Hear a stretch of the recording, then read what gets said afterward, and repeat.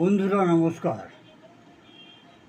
আজকে যে বিষয়তে আমরা কথা বলবো সেটা হচ্ছে অন্ডকোষের ব্যথা, টেস্টিকুলার টর্শন।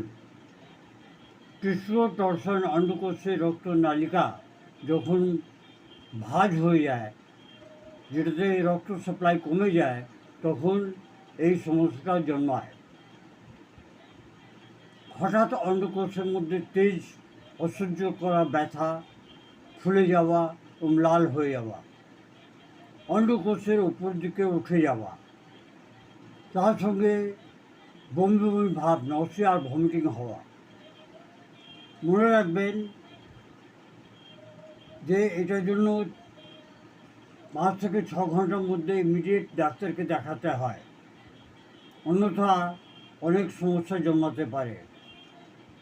এবং এর সঙ্গে হোমিওপ্যাথিক মেডিসিন খুব ভালো কাজ করে।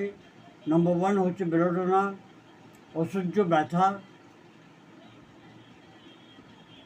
হঠাৎ তেজ ব্যথা আর লাল হয়ে যাওয়া।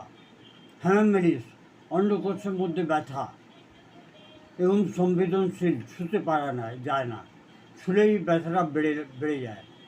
রোডেনড্রন, ওয়েদার চেঞ্জের সময় অন্ডকোষে ব্যথা।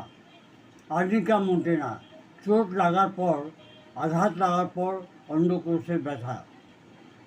টেস্টিকুলার টর্শনের মুখ্য উপচার হচ্ছে আপাতকালীন ট্রিটমেন্ট। এবং হঠাৎ যদি ব্যথা দেড় অবধি থাকে, আপনি ইমিডিয়েট ডাক্তারকে দেখাবেন। ধন্যবাদ। ফর মোর ইনফরমেশান আপনি লিঙ্ক ভিডিওটা অবশ্যই দেখবেন। Long live homeopathy, long live Hahnemann.